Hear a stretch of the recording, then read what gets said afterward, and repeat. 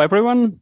Welcome back to our platform and welcome to workshop number 2, which is measuring, understanding, and integrating blue economy aspects in planning, the role of regional and local level. So today, I'm Martins Grels from Ministry of Environmental Protection and Regional Development, and I'll be moderating this event. I also, as an MSP planner, I'm happy to have a very nice set of experts that are dealing with various economic development questions of economic development. And as we heard previously during a policy debate, that blue economy should be in the center of everything, we could say, and it's also crucial for meeting the European Green Deal objectives. So I would like to give a short introduction to our first speaker, Ida Lindbergh from Gothenburg Region, to have some short words. Ida, please. Thank you, Martins. Well, integrating blue economy aspects in planning of coastal and marine areas, we see that it can be facilitated by measuring and better understanding blue economy. During this workshop, we will try to highlight some of the challenges in measuring the blue economy and see an example of mapping the blue economy for better understanding the preconditions for regional and local maritime businesses. The workshop will also highlight other important preconditions for developing the blue economy and integrating blue economy aspects in planning, such as research and innovation. And we will also get to know more about the relation between maritime spatial planning and blue growth, and try to bridge over to the issue of multi-use, which will also be covered in the next workshop session. And we have a quite tight schedule for during these 90 minutes, Martins. So we will also begin by activating you in the audience through a poll. That's right, Martins? Yes, thank you, Ida. That's totally right. Yeah, but just a quick to get back to our plan of the day. We will have 4 presentations. Then in between we'll have 2 polls, and after that we'll have a moderated discussion. So, and now I would like to announce the opening of the poll. Please submit your, you should see it on your screens on the platform, and please submit your answers during the next presenter's speech. You have around 10 minutes time. And now I will announce our next speaker. The first speaker with his first presentation is Andreas Lagemann from Hamburg Institute of International Economics, and he will be telling about measuring economy, the difficulties of, on various levels, so, and the difficulties on measuring it in especially in regional level. So Andreas, the floor is yours. Okay, thank you, Martin and Ida, for the little introduction, and good afternoon from Hamburg. I hope you can all now see my presentation. Yes, we can see it. Thank you. Okay, I'm going to start this little workshop with a short presentation about the challenges of measuring the blue economy, especially at the regional and local level, and then the solution that we found in the Land Sea Act project. But the focus will be more on the challenges and problems. Before I start, just one word about the Hamburg Institute of International Economics.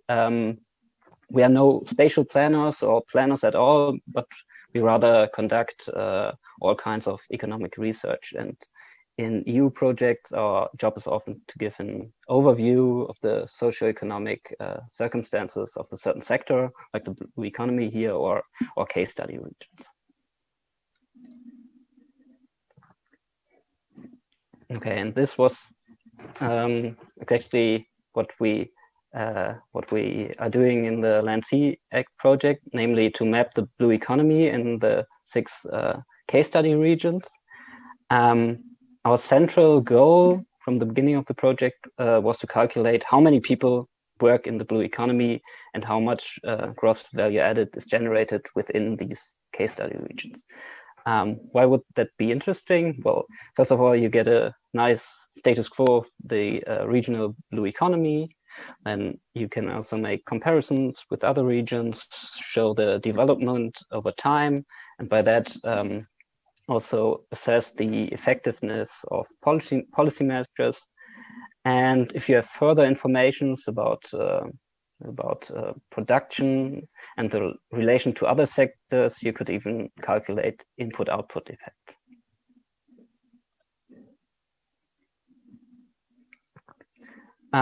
Yeah, so what we did, or what we tried to do, I have to say, was to apply the EU blue economy definition to the regional level.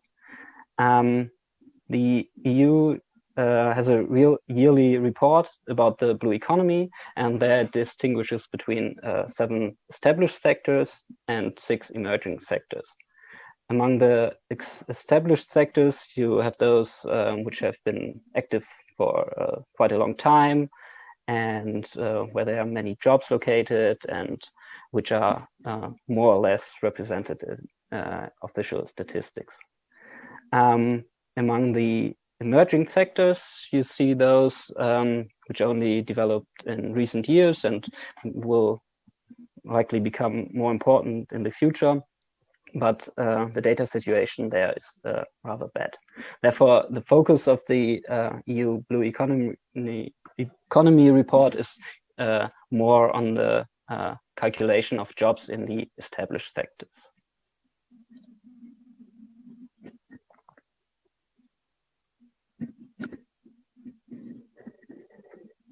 Okay, moving to the next slide. Yeah, if you now look closer at the subsectors of the blue economy, you see that the data which is necessary for the calculation is at the 4-digit level of the structural business statistics. I have examples from extractions of marine living resources here, and you see it's really detailed information that you need. And what comes even more is that you need other statistics to accompany these the structural business data, namely the statistics on manufactured goods to calculate what proportion of these 4-digit sectors can be attributed to the blue economy, and then for offshore oil and gas and for tourism, you even need some more information. So this definition or methodology how to calculate the number of jobs in the blue economy is really accurate, and so it makes sure that we actually measure the blue economy, but it's also highly complex, and so it's hard to apply it.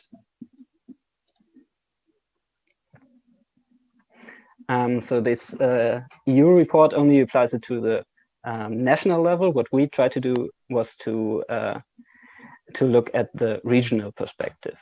So, well, our first, when we first looked into the data situation, we found that Eurostat does not provide the information that we need at the NUTS 2, so the regional, or the NUTS 3, so the local level. So what we did then, we contacted our partners in the case study regions and the regional and national statistical offices, asking them to fill these data gaps, but we got only negative responses. So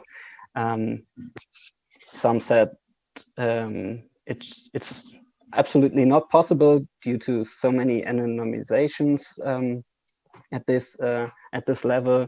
Others stated that it comes with high fees to produce this data, so of more than around 10,000 euro, and it would take months for preparation. So within the project, we had to admit that we can't use this this methodology at the regional level with the existing data, at least. Yeah, therefore we had to think about an alternative, and what we did then in our so-called Blue Growth Checks report, which we are going to finalize in the next week, was first of all a comparative analysis of different indicators that we have at different geographical levels and from different sources. So for the employment data, we could only use the national level. Same holds for investments, but there's at least some information at Eurostat about blue economy related indicators at the NUTS 2 level. But we also had to use information from the Smart Blue Regions project, where they analyze stakeholders and focus areas. And we further did a survey among regional experts at the NUTS 3 level via our partners in the case study regions. And then in the second step, we condensed all this information in a SWOT analysis for each case study and included some further region-specific information. Well, the results show that all of the regions have some kind of specialization niche, and they are all very different. But what we could not do in the end was to calculate how many people actually work in the blue economy. And that was our initial aim. And that was rather frustrating because you have this nice methodology, how you can accurately calculate how many people work in the blue economy, but it simply doesn't work for the regional level, at least so far.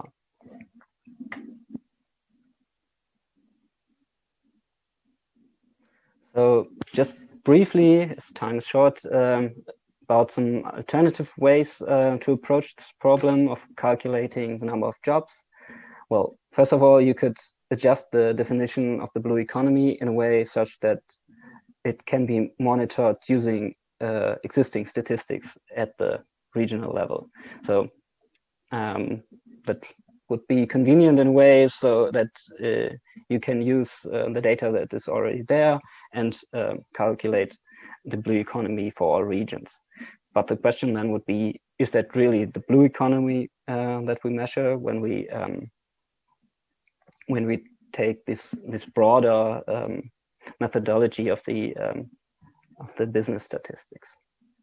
Another way would then be to make it mandatory for regional statistical office or national statistical offices to report aggregate blue economy employment data without these four-digit subsectors to Eurostat.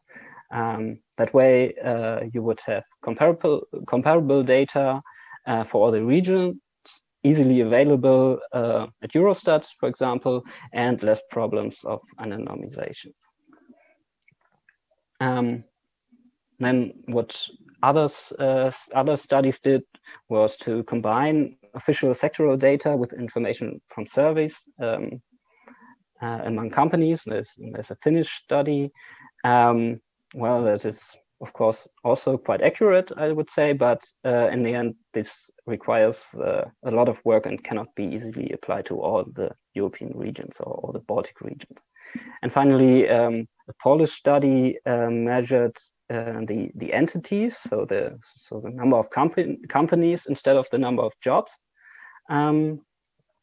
Yeah, this approach could be applied to other countries and regions, but of course the downside here is that it is less exact with regard to the number of jobs. Okay, yes. Time is really short. I'll leave it as this and hand over to the next presentation without going more into detail about these alternatives, but maybe we later have some more time in the discussion. Thank you. So thank you, Andreas. That was very nice overview of, we could say, problematic situation with data gathering, but it's not just of course, in blue economy sector, it's, we could say, everywhere. Thank you for that. But as I understand, we would encourage you all to also visit our homepage, land-c.eu. There will, especially in autumn, when we plan to start publishing our results, and this also Blue Growth Check report that Andreas mentioned will be also there. So, but now we should look at what the public thinks about which economy maybe without scientific data and analytical deep knowledge. What do you see that should be the, we could say, most promising areas or sectors of blue economy? And as I see in our poll results, we definitely see that the dominating is offshore wind and marine aquaculture. Those are the two, we could say, dominating ones, but also marine coastal tourism, which is also one of the main job givers in our region, and in fact, most regions. It's marine coastal tourism is also one of the promising ones as well. And of course, also the fourth one is marine research and education. So, but now we should move maybe closer to ground, closer to real life experience. Okay, sorry, before we move to the next presentation, I would like to shortly also announce the next poll. We will open the poll on a question, do we need more or less flexible regulation and planning to foster blue economy development? So do we need more, we could say, wild west, or more regulation? So, and you have many answers. So answers: more regulation, more planning. That's we could say more government. Then more planning, less regulation. So more flexible approach. More regulation, more strict, we could say, approach. More regulation, less planning. And the last one is we could say is wild west, which is less regulation, less planning. Let the capitalism sort it all out. But while we are filling in this, submitting the answers to poll, let us move to the next presenter, Ida Lindbergh from Gothenburg Region. She will be presenting on a Swedish, Western Swedish case. So, Ida, floor is yours. Thank you, Martin.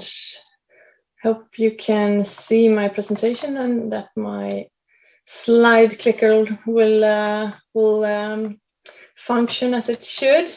Thank you so much for having me. I will just start by giving you a little bit of, let's see if I can change slide. Just a minute. There we go. Just giving you a little bit of insight in what is the Gothenburg region. Well, we are a cooperative organization uniting 13 member municipalities in the western Sweden, in the big city area of Gothenburg. We work with promoting cooperation over municipal borders and try to provide a forum for exchange of ideas and experience within the region. We have two strategic documents that are focused on regional planning and a sustainable regional structure. The structural illustration, or vision as I would like to call it, from 2008, and sustainable growth from 2013, which includes goals and strategies just focusing on a regional structure. And within these two guiding documents for the Gothenburg region, the development and conservation of the unique values in the coastal zone is highlighted as a big responsibility for the entire region. So that has been a background for us in being able to work with these issues on this level.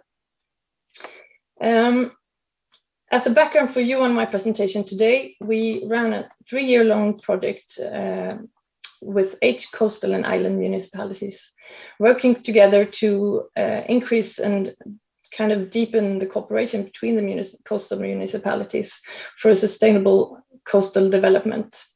We wanted to deepen this structural vision with focus on the coastal zone and develop agreements on how we can develop and protect the unique values. So during the three years, we mapped existing knowledge, tried to identify knowledge gap, and developed a platform for knowledge. And during this this previous project, we in this guiding document that we produced during these 3 years, we also developed these 6 joint agreements, which focused on the issues that we found were important for all the municipalities involved, such as accessibility to the coast, living societies all year round, and balanced ecosystems. And a lot of these, some of these were also specific focus on the development of blue businesses. For example, that we agreed to support the sustainable maritime industries that contribute to value creation and employment in the coastal zone, and that we agreed to create an accessible and attractive archipelago and coastal zone for local recreation, outdoor life, and tourism. And these joint agreements was kind of a basis to build upon within this Interreg Baltic Sea region project, Land Sea Act. We saw an opportunity to build further on this. And you have heard about the Land Sea Act project previously during this day, but the activities that I will tell you about today constitutes one of the 6 pilot case activities within this Interreg EU project, Land Sea Act. Our specific pilot case activities are also co-financed by the Swedish Agency for Marine and Water Management. And if you want to know more about the Land Sea Act project, as Martin mentioned, there's a webpage. There's also an expo here at the conference platform, and there are several workshops actually connected to the Land Sea Act projects. But tomorrow there's a specific workshop on multi-level governance that I would recommend you to join. Anyhow, the overall aim of the pilot case activities has been to increase the understanding of the regional and local blue economy and their spatial aspects to kind of facilitate the integration of blue economy aspects in planning of the coastal and marine areas, which will also serve as a basis for development of a regional maritime strategy. So I will tell you a bit more about these 3 activities that we have conducted: GIS mapping, an interview study with the maritime businesses in the region, and a mapping of spatial claims, which we did as a participatory GIS study. Beginning with the GIS mapping, which was an attempt to get an overview of the spatial distribution of the maritime businesses in the area. The mapping was based on the SNI codes, Statistics Sweden's SNI codes, which corresponds to NACE codes. And the selection of codes was based on the Swedish maritime strategy. We used a data source with register-based labor market statistics, which shows day and night population connected to these SNI codes, distributed per 500 meters. And I will show you a few maps in just a minute. We also did sector-wise analysis, with basis in the Swedish maritime strategy, but we had kind of a challenge with tourism, also connected to what Andreas was telling you about, the definition of what's included in the blue economy.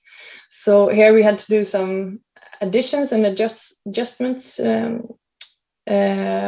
and also did kind of filtering based on the distance to the coast.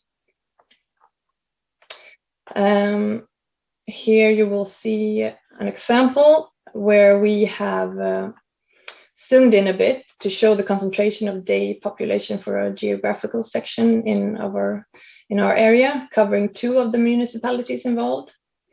And as you can see, the day population is highly concentrated in the central and west of Gothenburg, where the port and the connected businesses are situated, and also the fish marketing and shipping companies situated along the river inlets can be seen, but also concentration to Öckerö municipality in the west, with the long tradition of fishing industry and other maritime businesses, and also the shipping industry in the southern archipelago of Gothenburg.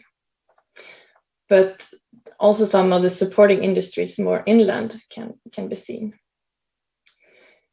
If we show the night population in the same area, which is more or less a reflection of the spread of the workforce supporting these businesses, we get a much more dispersed image with a high concentration of inhabitants on the islands of Öckerö also, and the islands in the southern archipelago.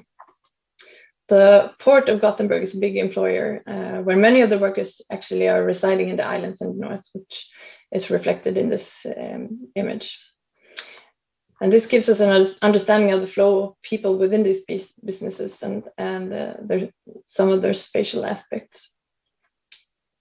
We also did sector-wise analysis with heat mapping, as for example here for maritime transport, which of course also has a high concentration to Gothenburg, where we have the biggest port in Scandinavia. But there's also a concentration around the other ports in the region and clusters with supporting industries more inland. If we add leisure and tourism to the left, you can see a much more dispersed image, which reflects this sector's importance to the municipalities that are more peripheral and also need to handle this interest in another way and in strategic planning since it's spread over larger areas.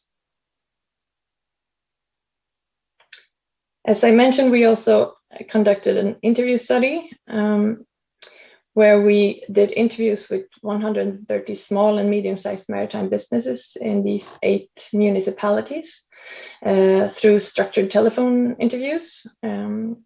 The questions were focused mostly on important market networks, supply of competence, local cooperation independence, the future need for space and fertilities, and more general views on future development. As we could see from the responses connected to most important markets, the local, regional, or national markets are the most important for these companies, which perhaps reflects the importance of highlighting these issues on this level.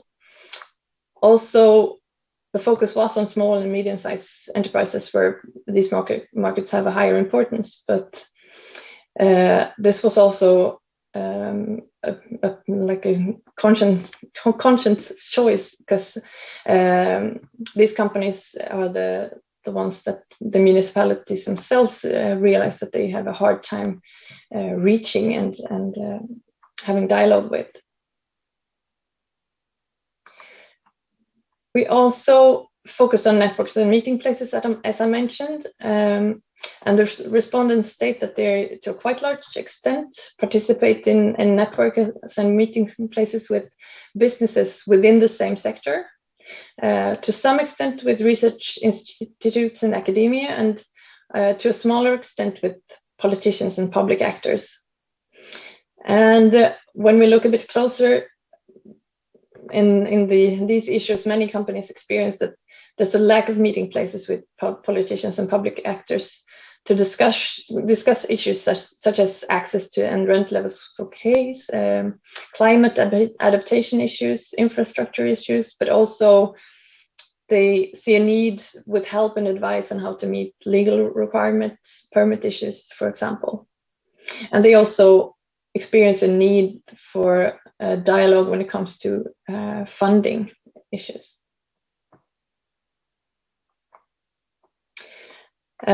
Just some quotes from the interviews that kind of reflect these issues and the need for meeting places with public actors. A company from the leisure and tourism industry that expresses that we don't get support from the municipality and the region. More discussion is needed on boat moorings and infrastructure for rapid charging of electric boats, as just an example. Also, a company within maritime technology and production, probably a harbor in this case, expressed that collaboration with the municipality could be better. We have a marina that is not fully occupied, and the municipality has a queue, but they can't transfer people over to us. So they see a need for better dialogue with the local municipality. We also focused on issues of local cooperation, and as much as 74% of the companies state that they are cooperating locally with other companies, the municipality, or actors within the education system. And within most of the municipalities, the average for local cooperation was about 70–80%. But in some of them, the number was as high as 90 to 100%. And 2 of these were island municipalities.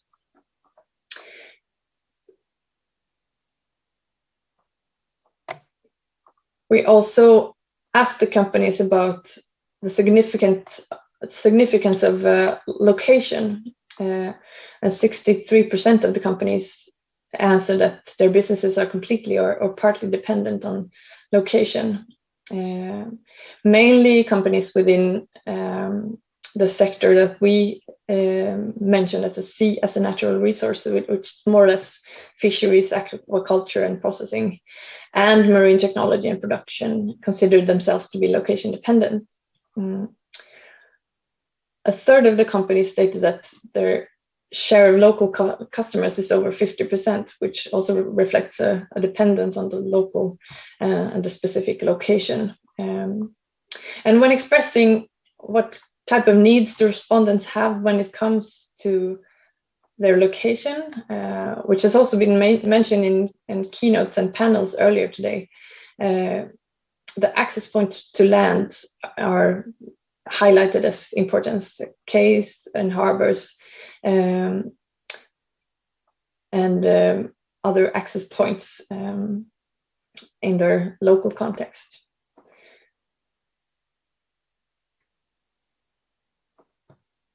Yes. In the beginning of this year, we also did a mapping of maritime businesses' spatial claims, because in the workshops we've had with our local stakeholders, especially business developers and planners within the municipalities, they saw a need to focus more specific on the differences between different sectors when it comes to spatial claims.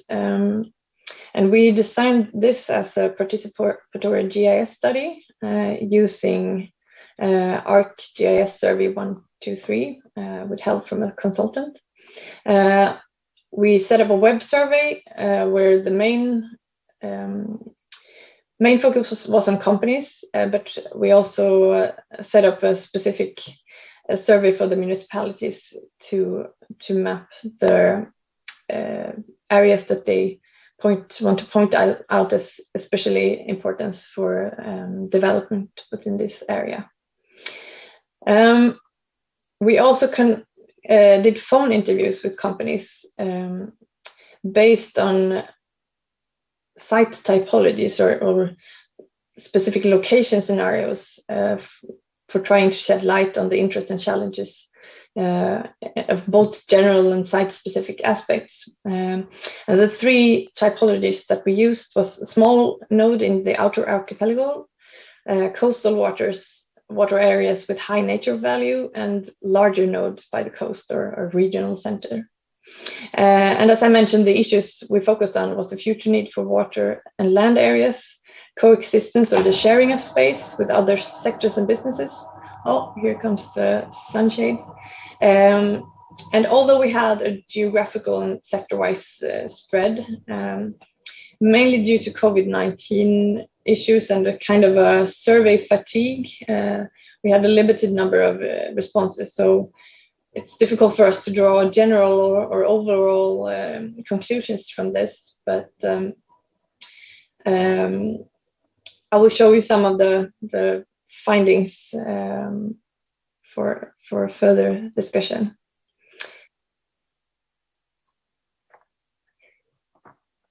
Perhaps, please let us be shorter a bit. Yes. Yes. Yeah. Okay. These are my 3 final slides. Perhaps not surprising, proximity to the coast is crucial for all sectors. Almost all respondents stated a need for access to both land and water. And this double accessibility from the land and from the coast was an important factor. They stated the future need primarily on land, but some businesses also saw possibilities more inland, for example, for boat storage.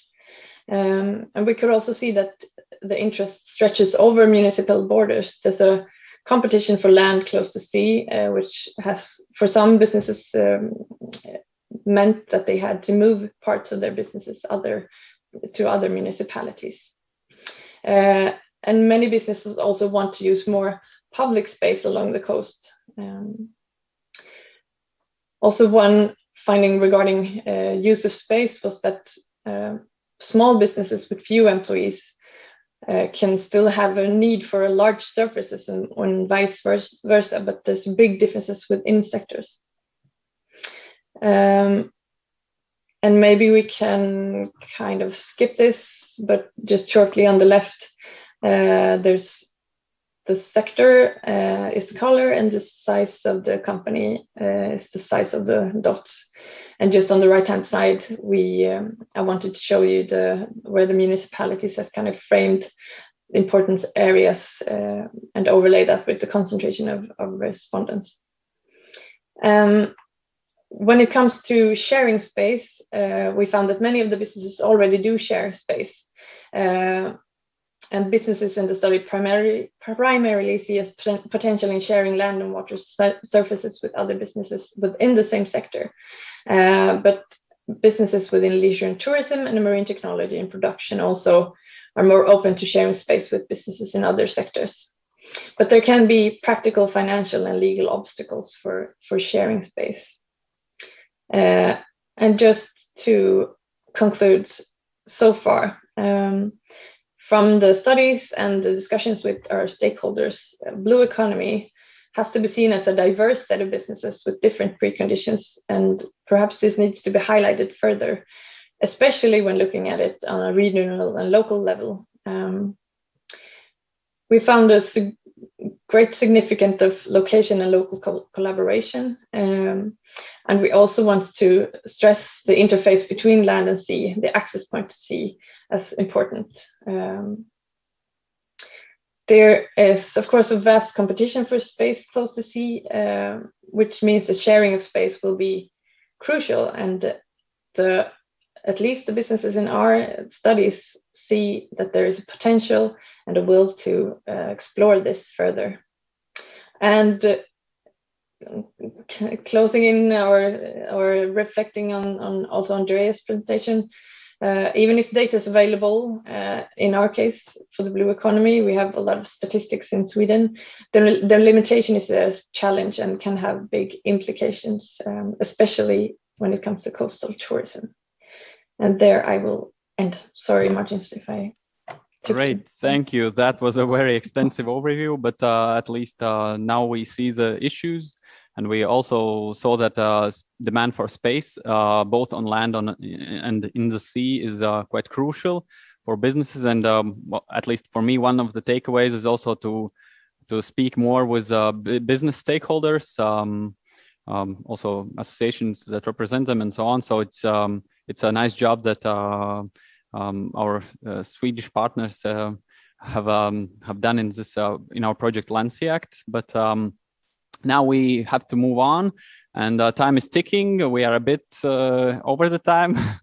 Andreas saved a little bit of time, but it did not. But anyway, we'll just look for. But it was very nice overview anyway, and we will see what the public thinks about regulation. Do we need and planning? Do we need more or less of it? So the consensus is that nobody's saying that we should have no regulation or planning, but the dominating view is that we need more planning, less regulation.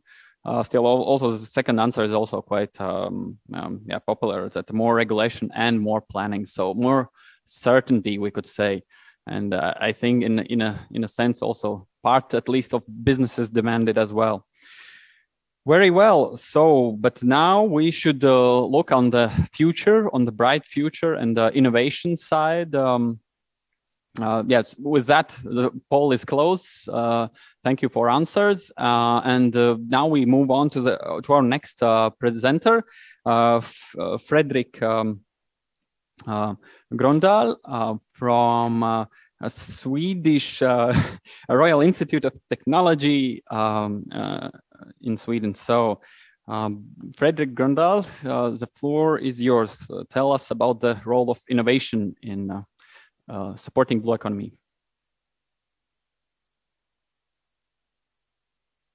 Please unmute yourself. Super nice.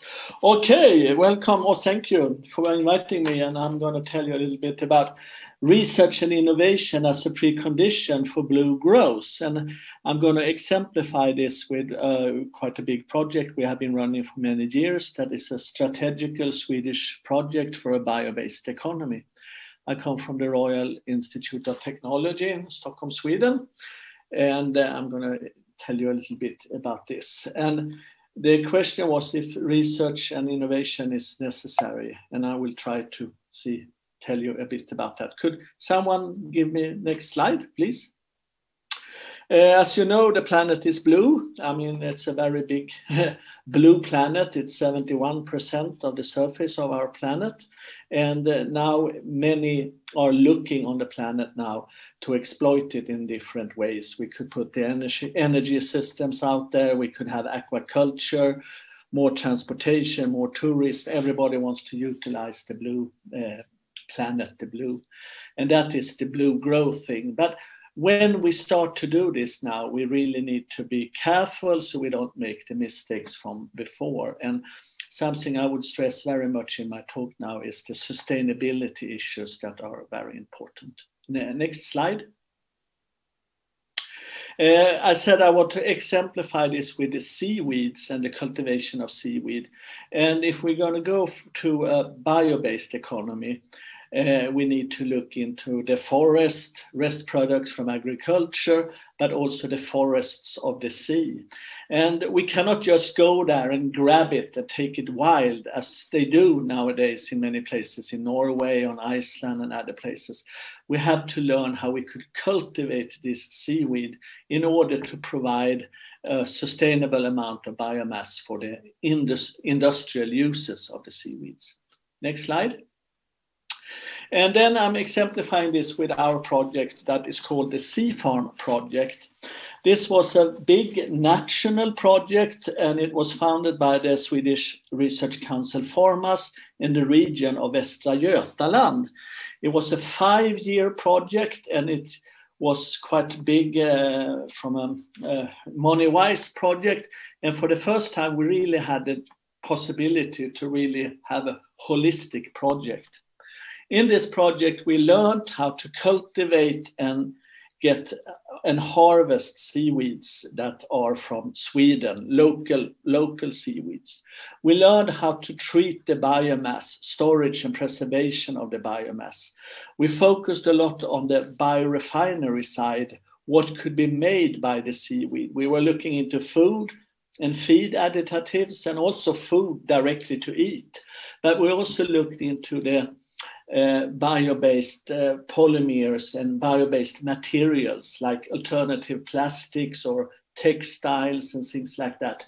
So material science was very important.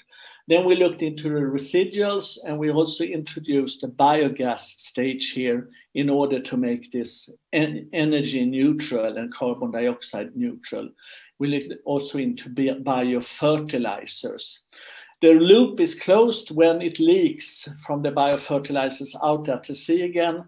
The nutrients will be taken up by the harvest, what we do. But the last area is my research group, and we were also the leaders of this project, and that was the sustainability part. Here we looked into the environmental aspects of this. Could it harm the environment? We looked in the social economical aspect. Could this create jobs? How many jobs? Where was the technological bottlenecks here? And do we really have maritime space enough to cultivate seaweeds in Sweden? So here we twisted and said, is this going to be something or not? And that was so important that we were also the leader of the project, so we could steer it in a way. And from this research now, we started this in 2014. We have more than 10 companies that have been spinning out from this research and now are growing on the Swedish market. We could take the next slide. Yeah, this is what we are doing actually, just to visualize what we are working with. We are doing the forests in the sea. And here are sugar kelp, for example, that we cultivate on ropes like hanging gardens. We deploy them in September, October. They're only a few millimeters. And then when we harvest in April, they are 3 meters tall. So there is a huge growth in this algae. And no one had really tried this before. So this is actually a direct result of our research. Next slide. We're also working with the green algae, and now we have developed a technique to cultivate green algae on ropes. Also very useful biomass. Can take next slide. Here you could see the sea farm from above, and this is right in the national park, Marine National Park of Koster. This was the 2-hectare farm, and the research project here was also a forerunner because it's very complicated to get permissions to cultivate things in the sea, especially seaweeds. No one have heard about it before. And therefore we had to go the long way, and it took many, many years in order to get permits for the farm. But then the research project was a forerunner. So now the companies that are developed gets the permits much easier. And now we have got a concession in one of the companies that is called Nordic Sea Farm for a 30-hectare farm. So it's increasing very rapidly. Next slide. Yeah, this is what we are doing. We take in the seaweeds into the biorefinery, and the research, the innovation takes place here at the universities. We look in the proteins, the lipids, we do food science, we do feed science. We go in with the polymers, we demonstrate what is possible to actually do with the biomass from the seaweeds. Proof of concept, you could say. We could take next slide. This is just now what have been developed during this very short time. And these are from the Nordic Sea Farm company that is a spin-off owned by the researchers from the Sea Farm project. We do gin on the green algae we are cultivating. We do sausages, we do seaweed burgers. We are working with bio-based materials like alternative to plastics that are decomposable and easy degradable. And this has also then spun off into companies that are working with the material now. So there is a number of companies coming out all the time from the research that we have been just demonstrating what is possible in the university. Next slide. Yeah, this is just one thing that we have been doing here. We have been working with the alginate from the seaweed or the kelp here, and then we have used it in the dental industry where we use 50 million cups in Sweden. These cups are eatable after you have used them, or they could just be degradable. They are more expensive than disposable plastic cups, but a dentist visit is much more expensive. So it's a good market to try this. This might cost 1 krona instead of 30 öre, so much more expensive, but would work in the dental industry, for example. Next slide. Here is another fantastic thing. We like dentist thing. This is a toothbrush made. It's 100% biodegradable, 90% fossil free. We are working with companies all the time, but we have made the recipes, and the demonstration is the research taking place at KTH, my university. And it's the shaft here that is made of Swedish seaweed from the Sea Farm project and the production now of seaweeds. We could take next slide. We are working with building materials. This is just demonstrating that beach cast are using seaweeds in Denmark in modern construction. But we also make bricks and cement now with seaweeds and integrating them and see if this could be a durable way of doing, and also capturing seaweeds in the material, and in that way capturing some of the carbon dioxide that have been absorbed by the seaweed. Could take next slide. And we are finally also working with art and art design. Since we are doing material science that I think will be more and more important, we are working with the design and art, and we are doing this with Aalto University in Finland, and see what could be done with the seaweeds. And these are from Helsinki Design Museum, and you could see it's made from seaweed from Sweden, actually. Next slide. Yeah, and this is what the main production are. Most of these 10 companies I was telling you about that have emerged from our research are working with food and innovation on the food side. This is from Asia, from Korea, where you're eating a lot of seaweeds. But you could also do it the Asian way, but you could also do it in a Swedish or a Nordic way. And we are working very much with cooperation with chefs and so on. Here you could make your own choice, insects if you want, or seaweeds, and then you decide what you think is most delicious. We could take next slide. And then that was my final slide. This is from our harvest this year. And I'm just standing there with our hanging forest, the forest from the sea. And if we're going to get a real bio-based economy and a sustainable future based on blue growth, seaweeds will be there, and we are a very important part of that. And the forest on land will not be enough to make this transition from the fossil-based society to the bio-based society. Thank you very much. Thank you very much, Fredrik. It was a great presentation telling us about in how many ways we could innovate, use resources that are available in the sea, and also make nice sustainable things. Maybe one quick question from my side. How about the costs? As you mentioned, the cost of these products, especially those plastic alternatives, are quite high. Yeah, they are about three times higher than ordinary plastic, and they will cost more. But I mean, we also need to. I mean, that is how it. I mean, if we're going to compete with the fossil-based, it will be very difficult. We want to get rid of it, so we have also had to adjust the market to pay more actually for some things. Yeah, thank you. Especially in the beginning, yeah, at least when the market is still growing and it is developing. So as I also see that in our comment section, you can also post your questions, and we have already, in fact, one question that was already answered by Hamburg Institute of International Economics by Jonas Palsson. There was a question, so that's great. Thank you. And if the audience has any more questions, you can ask them as well. But now we should move to our final presentation. Last but not least, Ivana Lukic from SUBMARINER Network. She will tell us about the impacts of MSP on the blue economy and how it is related. Thank you very much. It is a great pleasure to be here today with all of you. Okay, so my name is Ivana Lukic, and I work for Asper Sustainable Projects and SUBMARINER Network for Blue Growth in beautiful maritime city of Berlin in Germany. And I'm a consultant for maritime spatial planning and policy. So my presentation is about impacts of MSP on the blue economy. And already on the first slide, we can go on to the first slide. Yeah. Okay.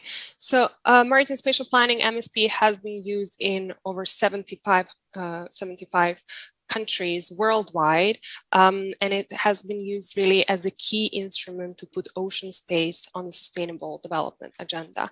So it has been recognized as a tool that can really foster and support a more sustainable and more integrated development of blue economies.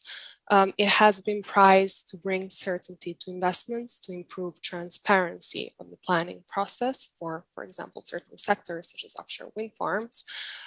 It also provides a multi-level and multi-sector cooperation platform. And as such, it also maximizes conflicts and embraces synergies. The next slide, please. Specifically in the Baltic Sea, offshore wind energy has been, in many countries in the Baltic, offshore wind energy has been an important driver for developing maritime spatial plans. So MSP really has been also a lever for offshore wind energy, and it had a key role really in ensuring that enough space for offshore renewable energies is timely allocated to reach the renewable energy targets. MSP will continue having an important role with this regard, especially given the fact that the Baltic Sea could host over 34 gigawatts by 2050, which is almost 40 times more than what we have now. Next slide, please. However, how do we know, or how do we measure if MSP is actually delivering on its promises? So how can we make sure that MSP is actually contributing to these targets that we have set up? So the study from 2018 on MSP and blue growth looked at how going from overall visions down to objectives, smart objectives and specific targets, we can then also develop a set of indicators, an indicator system to really monitor and see if MSP is contributing to blue growth and integrating blue growth in a proper manner. Next slide. So on this slide, we see an example of such indicator system applied on the wind energy.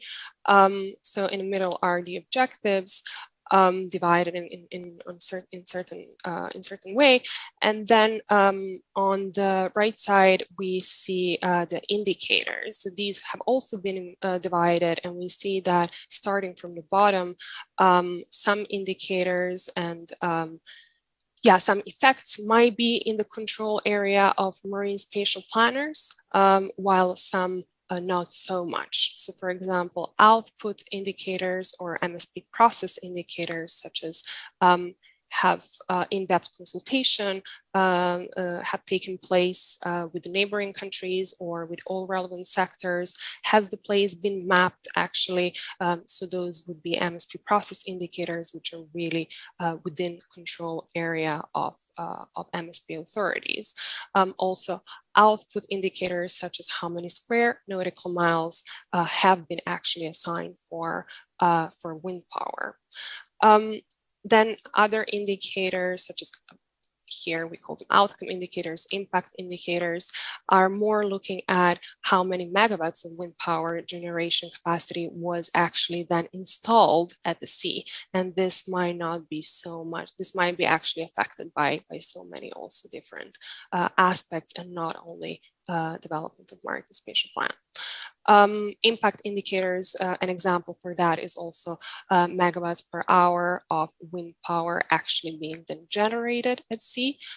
This is also then telling us if the offshore wind farms are actually connected to the grid, or are generating the power at the end. And some overarching indicators, which we are usually the most interested about, and which people tend to kind of hear the most, are what are actually the gross value added, what are the monetary impacts, have the employment increased in the coastal areas, and so on. Next slide, please.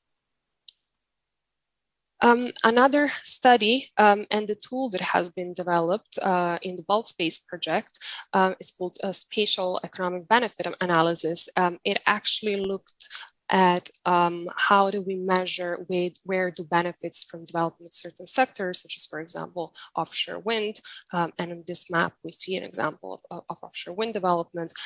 How these, where do these benefits actually end up on land? For these purposes, the Regiograph software was used to actually map this. And what was mapped in this example for this specific map is actually the location of the companies that were involved in the development of the offshore wind farm. Then, of course, there are the different maps for the different stages of the offshore wind farm, either development or operation, and then also for different companies being involved throughout the whole value chain of the offshore wind farm development. So the tool actually really identifies and maps the spatial distribution of benefits associated with offshore wind development, and the map provides an example of the German Baltic Sea. So I think this tool is also very good to apply in some way to measure the impacts of marine spatial planning of the development in the sea. Kind of has the development itself been just, and where the benefits are actually ending up. The next slide, please. A more recent study by the European Commission developed in 2020 looked at really what are the impacts of MSP in monetary terms? So this was the study on the economic impact on maritime spatial planning, and it really, among other, it looked at total impact, be direct, indirect, and induced, of MSP in production value. So now on this slide, you see an example of Germany. There were a couple of case studies, and one of the case studies is a German Baltic Sea EEZ. On the next slide, we also see an example of the summary of MSP benefits according to the German stakeholders. So the study itself also questions stakeholders, how would they rate actually the contribution of MSP or impact that MSP has had on different sectors. So stakeholders from these different sectors have been questioned about it, interviewed about it. And here, for example, we can see that aquaculture is almost negative. So kind of one could say that MSP had almost kind of negative consequence to the aquaculture. However, it's important to note that this case study was developed for the EEZ, so not really for the Länder, for the state, but rather for the federal Baltic Sea plan, so offshore waters, really. And then on the next slide, we can also touch upon the fact that there are perhaps different priorities when it comes to different planning at different administrative levels and at different scales. Aquaculture, including also tourism and so on, are usually more present in the coastal areas and therefore coming up in priorities in the local plans more. When it comes to then cross-border planning, some sectors, such as especially mobile sectors, such as shipping and fishing, really require international governance, but also cables really requiring cross-border consultations. And we see more and more, I've heard today earlier, also from the Baltic Sea Grid Initiative, all these plans for really a hybrid and shared grids. So we will see such innovative projects more in the future, really requiring cross-border collaboration across countries and cross-border planning as well. Future large offshore wind projects are also likely to span across multiple jurisdictions. Some other also examples of cross-border projects, innovative projects that are already becoming reality right now are, for example, space for testing an autonomous shipping route between Finland and Sweden. So how is this really being then taken up in marine spatial planning? What does that mean, these autonomous shipping routes? What does it mean for marine spatial planning? And another example is the Krieger's Flag hybrid grid solution, which connects 3 wind farms in Denmark and Germany. So in the future, we're to see more such innovative solutions, integrated solutions. Next slide, please. And then the question is really, how do we make sure that MSP is future-proof, especially with the climate change and priorities related to that? We see more and more innovative solutions also to climate change, even the solutions that we cannot foresee right now. So for this, really a long-term vision going beyond the usual 6 to 10 years MSP cycle is needed. We know that it takes a lot of time really to develop, for example, one offshore wind farm, and also its life cycle is usually 20, 25 years.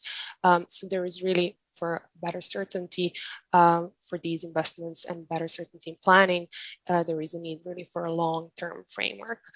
Then there is the need for a better exchange between industry and planners. And this was actually highlighted also during the latest sprint workshop organized by the UN Global Compact on Offshore Wind and MSP, where industry actually emphasized that often it happens actually that what is planned in the plan does not really correlate with what the industry has in their own scenarios when it comes to innovation, when it comes to size of the offshore wind farms, the technology that will be used, and so on. So there is really a need for better collaboration frameworks and better exchange of these development scenarios between planners and the industry. Then MSP needs to be open to innovation and define really the test zones to facilitate de-risking. Examples are the North Sea Offshore Innovation Lab in the Netherlands and testing of the autonomous shipping routes between Sweden and Finland. So really identifying the zones where such solutions, innovative solutions, can be tested. And then finally, MSP needs to be adaptive and building mechanisms to adapt as the blue economy sectors evolve, especially innovative climate solutions that we still do not foresee today include carbon sequestration and storage. We have heard from Fredrik in the last presentation also about the importance of seaweed. So yeah, MSP needs to be adaptive in order to include this as well. Next slide, please.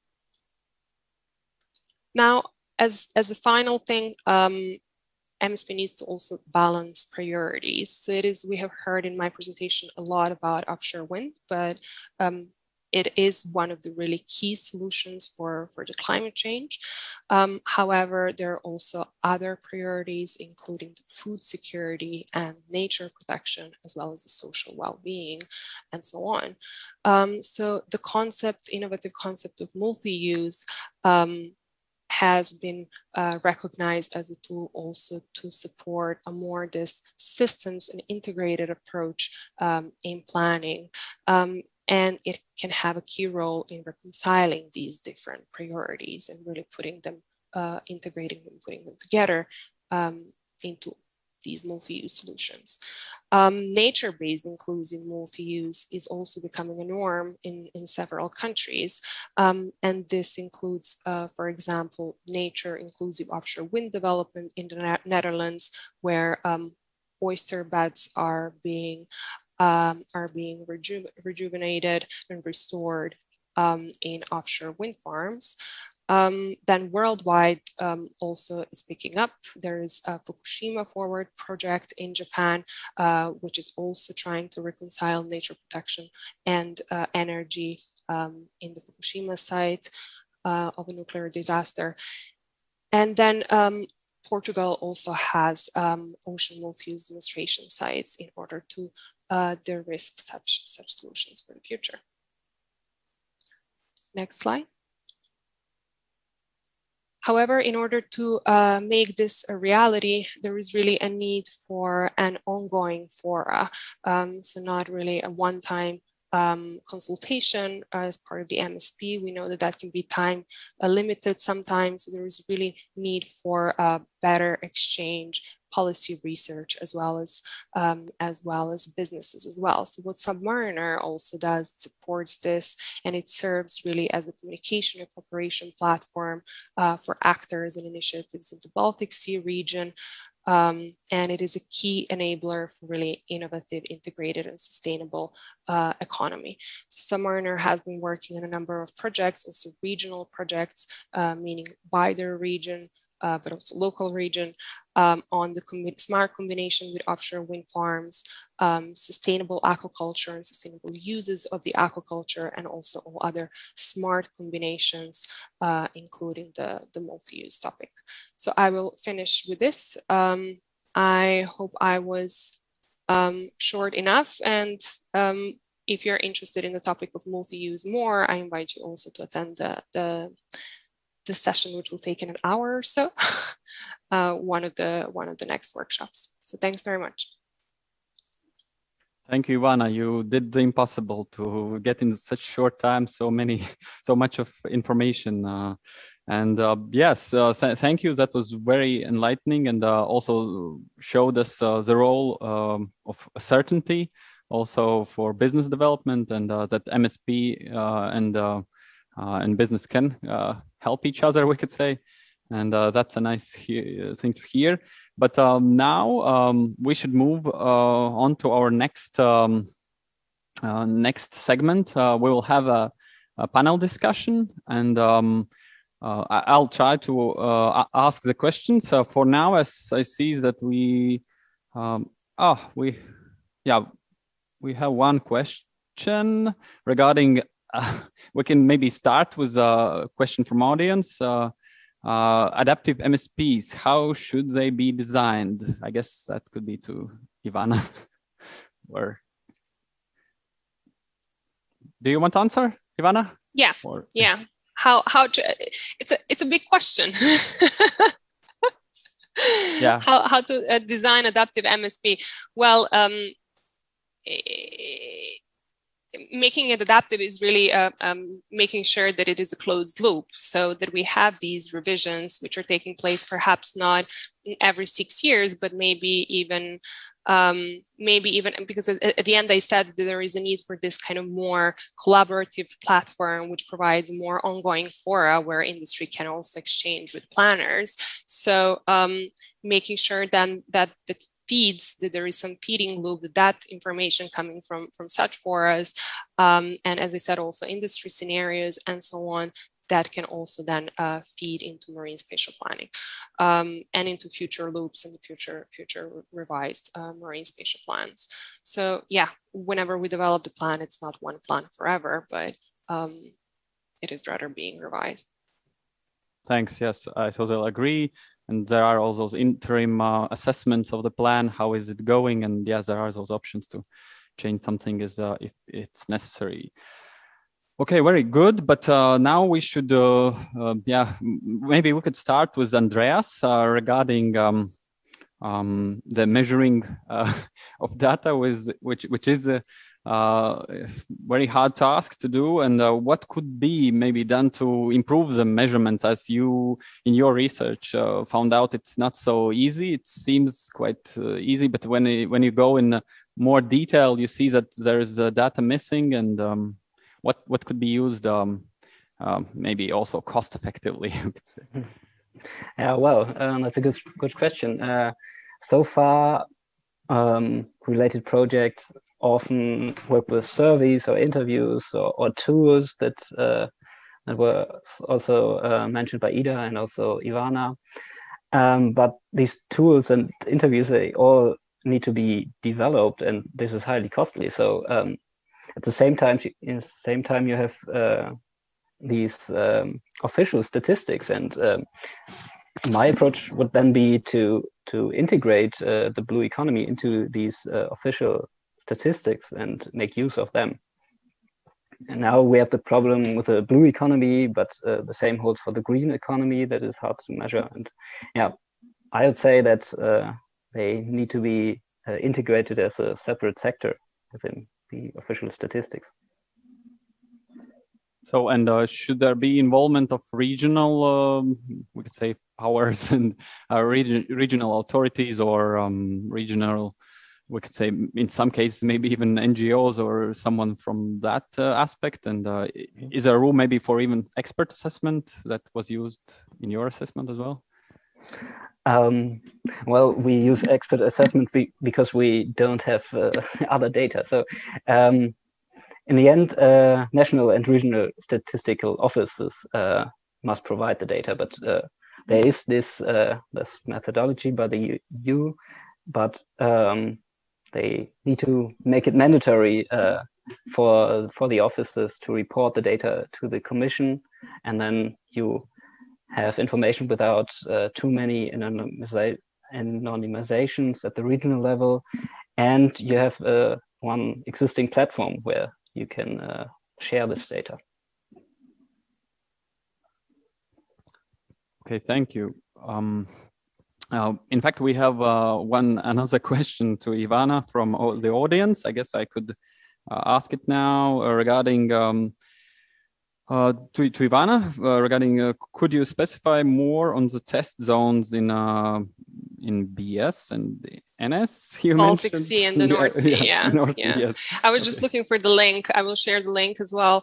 So for example, in the North Sea, there is the North Sea Innovation Lab. So it is basically a zone divided by lots, different lots, which are then leased for testing different innovative options. So what they're testing there right now is a multi-use between solar and seaweed farming, then also some integrated multi-traffic aquaculture options, and then a couple more. So this is basically a safe, let's say a safe way, kind of it's not really an isolated environment, but it's kind of testing in the real environment, but on a smaller scale in order to kind of collect information and see what the impacts are, and if such developments then could be an option for larger scale for scaling up, and that way kind of build confidence of planners and regulators to support in some way such developments in the future. So yeah, it's kind of a safe way for testing such solutions. And I'm not sure exactly, I would look at the link now, but there is like, I think 6 different lots or something like that. Not sure how exactly the zone big is, but I will share that. I will share the link. Okay, great, thank you. Now, my question to Fredrik, could you say about, as you are also part of a research institution, or what should, how can research, what should be done to foster the blue economy development? What could be the main steps, for instance, also for maybe European or national institutions to do, for instance, give funding to some particular research, or what is your opinion? The first steps. I think we need to cooperation is the key here. When I told you about the sea farm project, I mean, we had all the Swedish universities there. We had Chalmers, who had the food technology. We had KTH, had the material technology.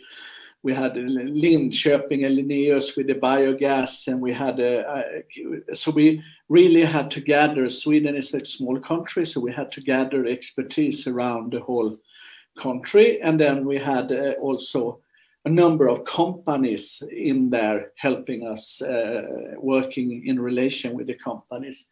And from this now, we have now developed this into a seafood center. That is a new project that emerged from this. We have more than 70 companies in the blue economy now, together with the research institutes and universities. And here, I mean, it should work that way, that innovation and business is not developing just from the universities. I mean, we are now, I mean, the entrepreneurs, they start something out there, and then there will be problems, and then the problems could be solved at the university. So we should be more open-minded and have this dialogue where we solve. I mean, the academy solves problem also for the entrepreneurs and do the things that take a long time and that is very costly, that we could afford to do, but they cannot do it. So especially for smaller startups, that, I mean, big companies, they have their own research departments and so on. So with the small, medium-sized companies, to have a good dialogue with the universities, that I think is very crucial for the development of the blue economy in the future.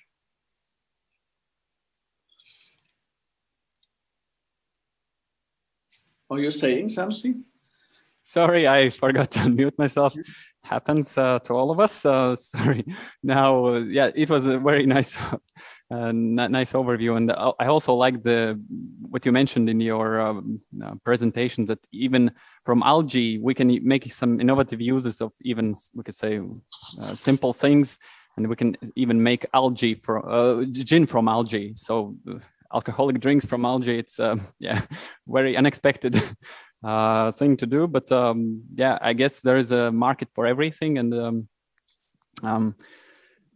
I hope it develops in all these directions. And maybe regarding Swedish case that Ida was presenting before, as you heard many in your research, you had many issues and many maybe some unexpected results. What is the main thing that stands that to Ida, as this question is, what is the main takeaways and maybe unexpected result from your research study? Well, thank you, Martin.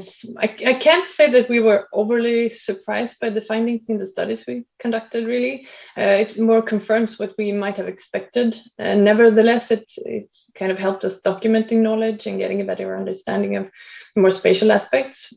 And our experiences from the study with these small and medium-sized companies was that they still much focus on the space on land, not as much reflection is done on the use of water areas.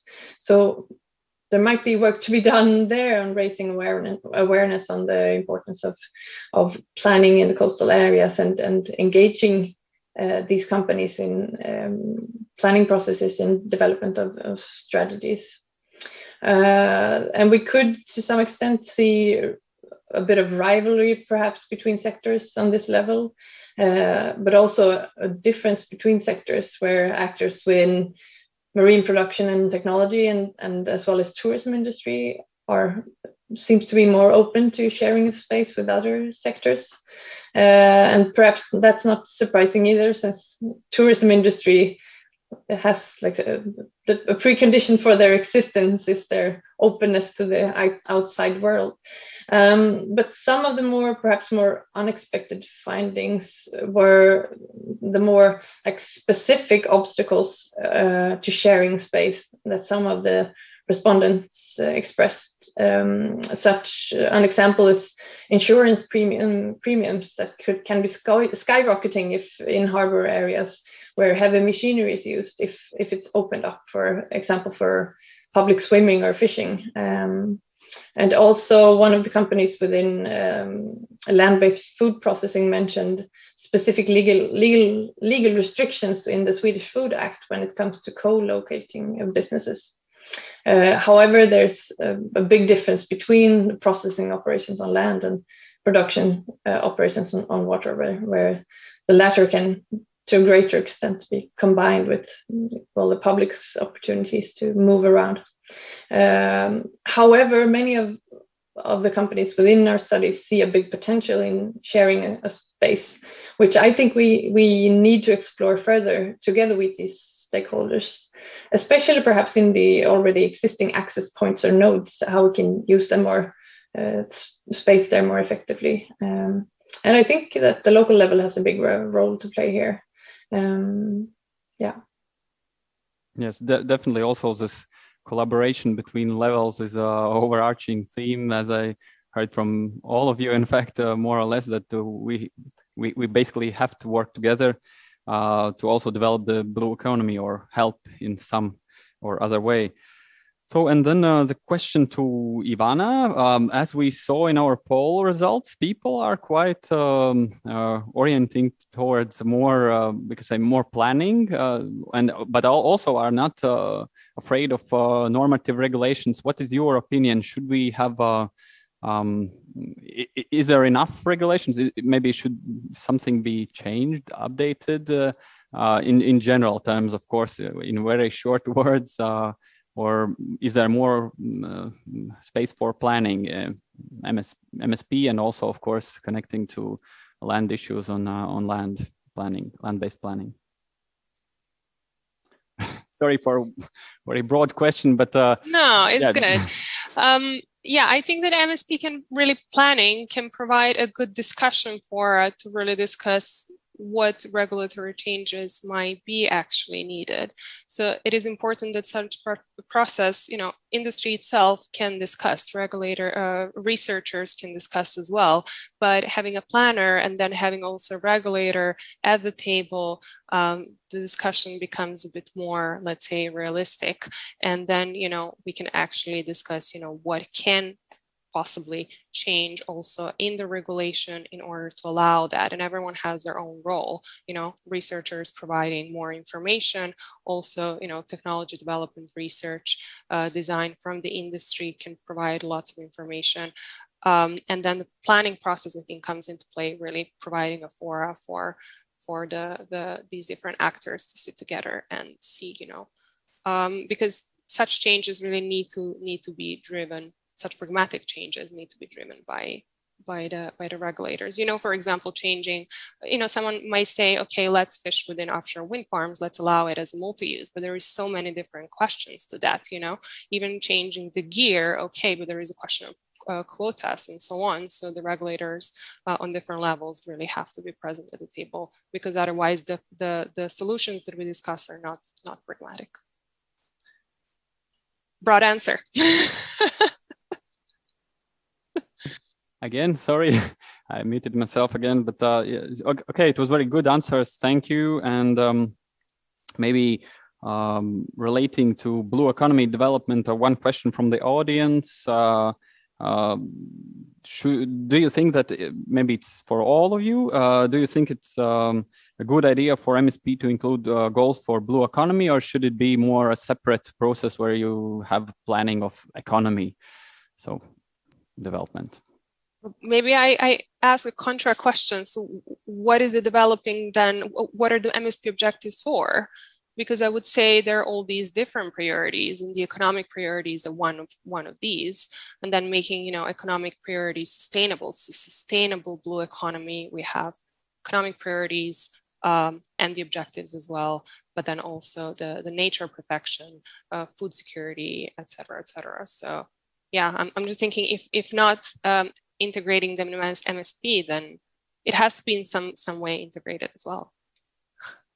Thank you. But maybe Ida has some opinion about yes, the Swedish, because Sweden has some additional, we could say, planning documents, formal and informal, regarding blue economy development. Is it also beneficial? Well, I think the objectives can be supported by planning in coastal and marine areas.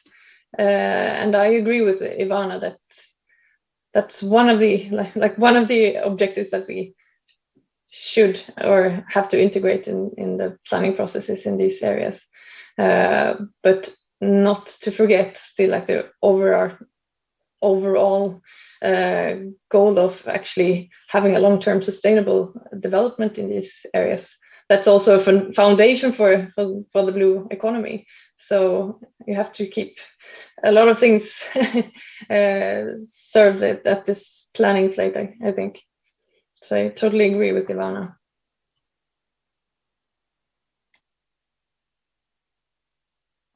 Okay, thank you. So basically, at least I don't see any more questions regarding our discussions, but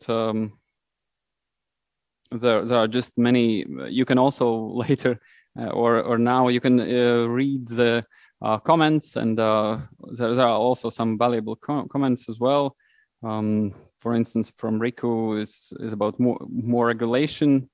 The session has mentioned several promising innovations that may and will become actual uses of the sea, and at some point they may need a new regulation, but definitely need to be taken into account in planning even before that. And also from our side, from my side as a planner, yeah, it is an issue that sometimes there is this clash between we could say regulation, which is sometimes not the freshest one, and the planning is maybe a bit more ahead, and sometimes the industry is even more progressive and demanding. But yeah, of course, we have to balance it all, and yeah, try to come to best results together. That's, I would say, the main takeaway.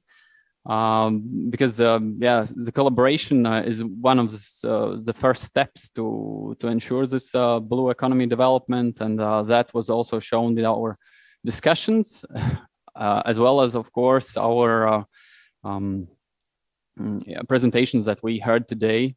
And of course, all need to do their particular work, but we have to work towards a common goal, and translating this Green Deal and all related strategic document goals. So, and to integrate it in our everyday work, in our MSP, in our other planning documents, and so on. But yes, it was very exciting. We are coming to the end of this. So are there maybe some remarks from you?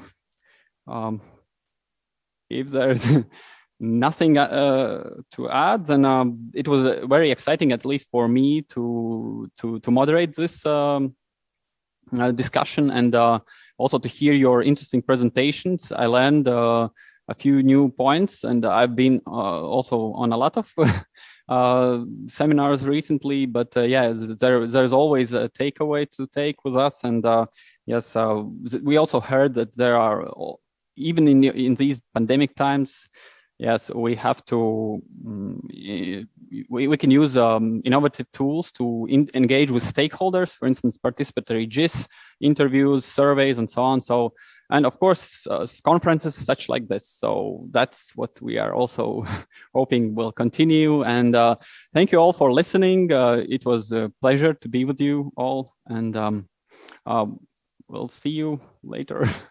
Okay. Thank you very much. Thanks, everyone. Thank you. Thank you. Thank you. Bye. Goodbye.